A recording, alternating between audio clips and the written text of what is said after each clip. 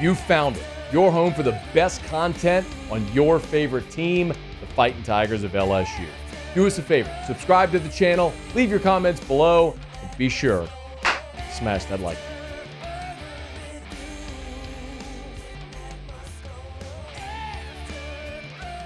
Keylan Moses in studio with us, LSU commit for the class of 2025, U-High Cub. Going after another state championship there at U-High, huh? Yeah. That's basically the plan. Y'all playing my Bears again this year? Oh, yeah. We ain't going to say too much about that one. Well, you got away with one last year is what happened. You know that. I mean, I feel like it was destined for us to win. It worked out for the Bears in the end. Got another trophy, hung another banner. Yeah, y'all can have that one. If you give me the option between a state championship or a week 3 win, you know which way I'm going there. Yeah. Hang the banner, move up, make some room in the trophy case. That's what I'm going for. Yeah. Hopefully you get to bring one of those to LSU or maybe multiple. I want to talk about this 2025 class and how this has come together. Mm-hmm. Because what you all are doing right now is building what will rival and what could end up being statistically the best recruiting class LSU's ever had. People talk about 2001. They talk about 2011 with Jarvis and Odell and Freak Johnson and Lyle Collins, all those guys. And this one is starting to look like that one did. So I want to ask you about some guys. Let me ask you about like Bryce Underwood. So this guy from Michigan. Yeah. How does this happen? This quarterback, number 1 player from Michigan. Like, how do you all get him in the boat?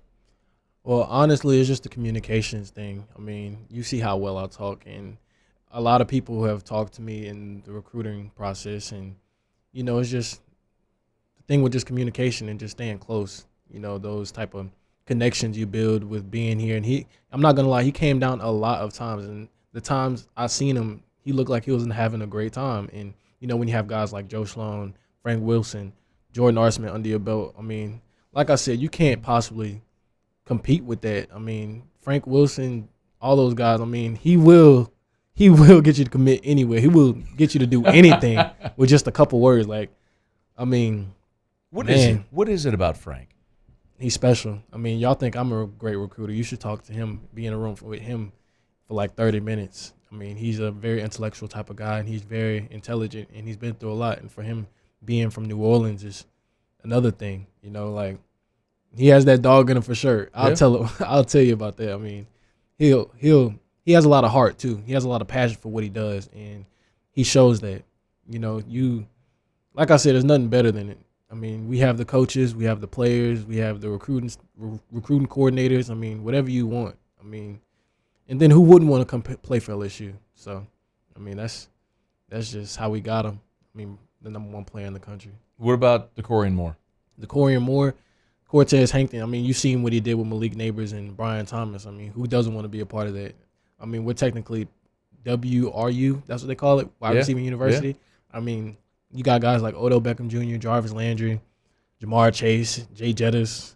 Like I said, Brian Thomas, Malik Thomas. I mean, Brian Thomas, Malik Neighbors. The list goes on and on. I mean, who doesn't want to be like those guys? And look at where they're at right now in the NFL, making millions. So you could do whatever you want at LSU. How often do you talk to these guys? I actually talked to Bryce Underwood today about DJ Pickett. So DJ Pickett's a 5-star, for those who don't know, 5-star safety for the class of 2025, who was just on campus Wednesday?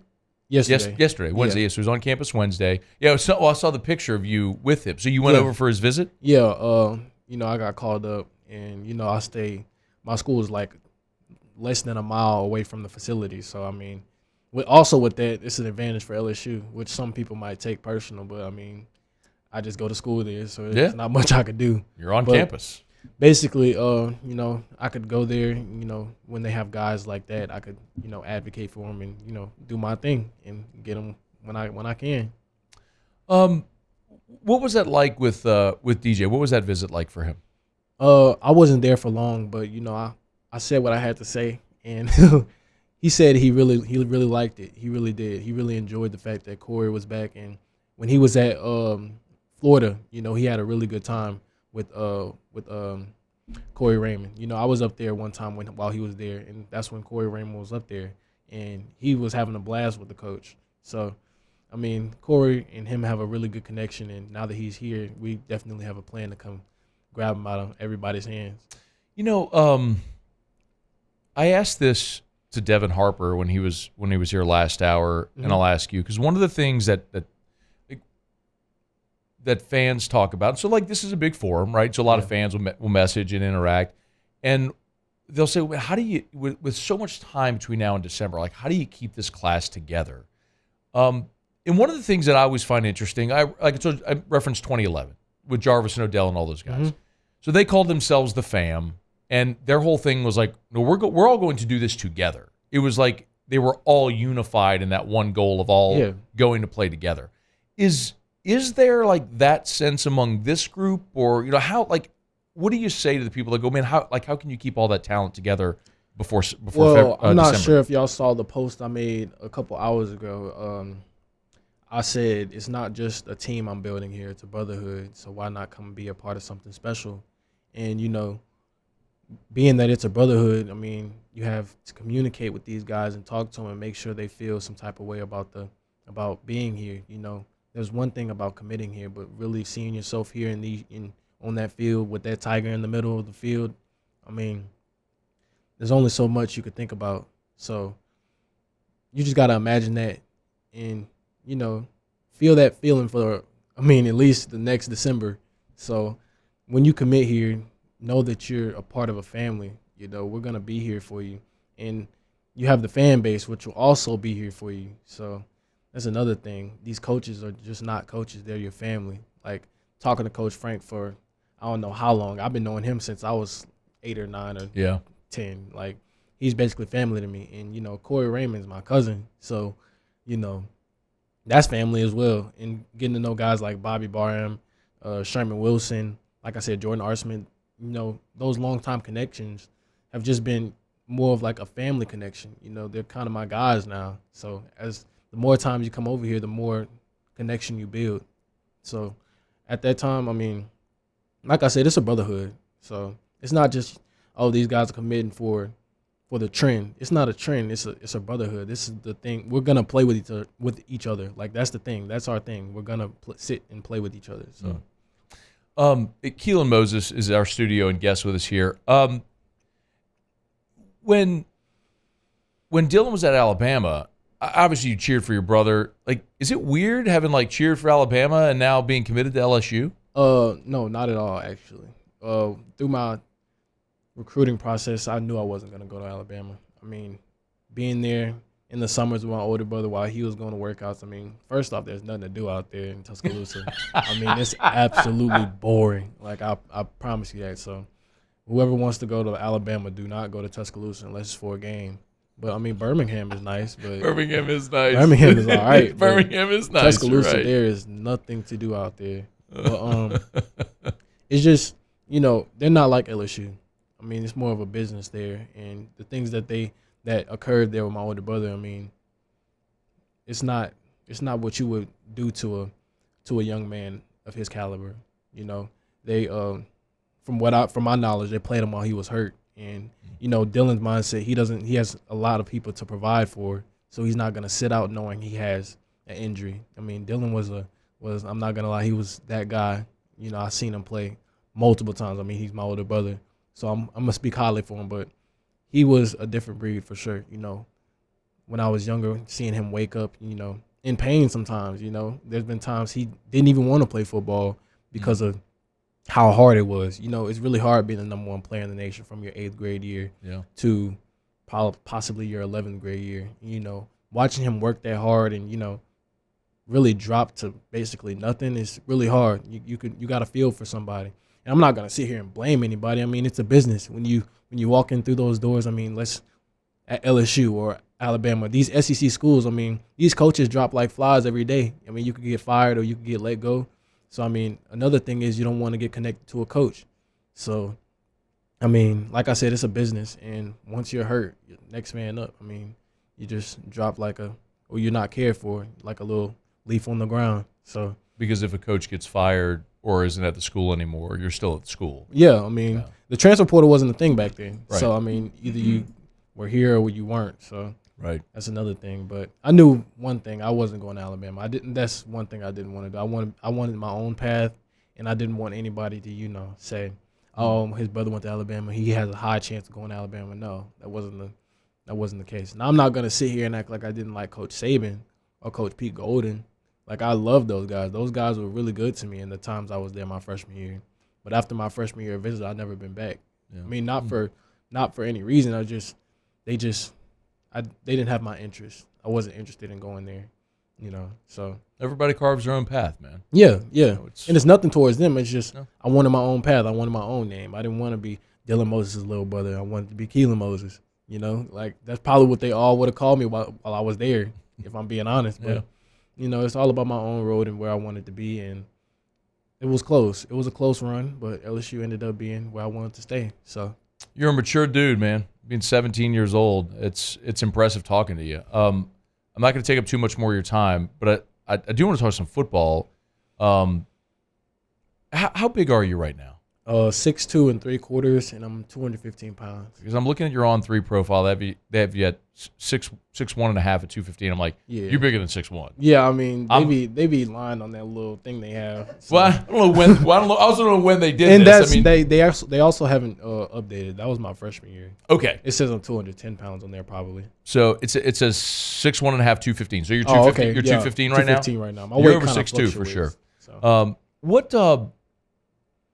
What would be an ideal? I mean, you still got a year. I mean, you got a whole senior year. Like, as you continue to develop your body to play linebacker. You said you want to play linebacker in college, yes, not defensive back, not safety. Yes, sir. How do you want to develop physically? Like, what do you need to do more of? Just maintain my speed. That's kind of what I'm known for, being a sideline linebacker and being so versatile. I mean, I could play anything, whether you want it to be cornerback or safety or linebacker or even defensive end. I could get past those fat old linemen. Or I could guard your fastest player, or I could go take one from up top at safety. And in 7-on-7 I play safety and I play linebacker and I play rover, which is a slot guarding a slot. So, my versatile ability is just crazy. I could do anything you want me to do, and I think that's why I was highly recruited, because I mean, you can put me anywhere, and a lot of ideas you have just with me in general is just crazy. You can put me anywhere now, do anything. I mean, with the matter of time, I could probably take your quarterback's helmet off. So, I mean, it doesn't really matter to me. I just like the game. So, is your idea to be an off-ball linebacker? Oh, yeah. Okay. So, do you do a lot of that right now at U-High? Well, actually, this is my first year doing it. Okay. My first 2 years, I was playing slot, like our strong safety, kind of. So, I was, like, guarding slots, and I was coming off the edge.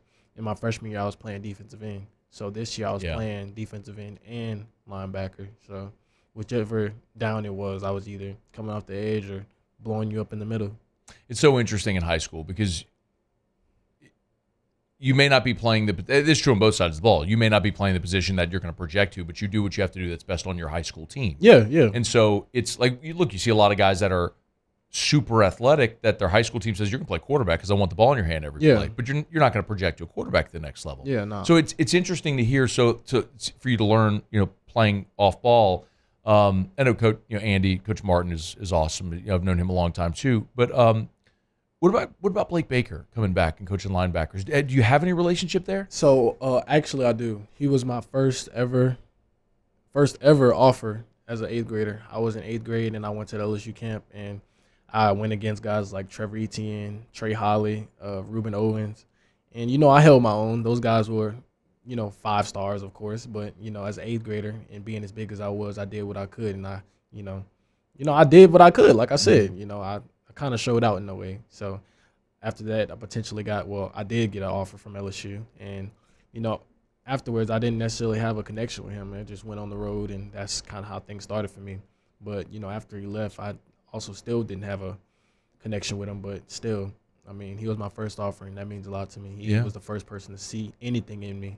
So I really appreciate that of him, and I'm glad he's back, because if you saw something in me when nobody else didn't when I was an 8th grader, there's only a matter of things you could do while you're here, while you have me for 3 or 4 years. Yeah.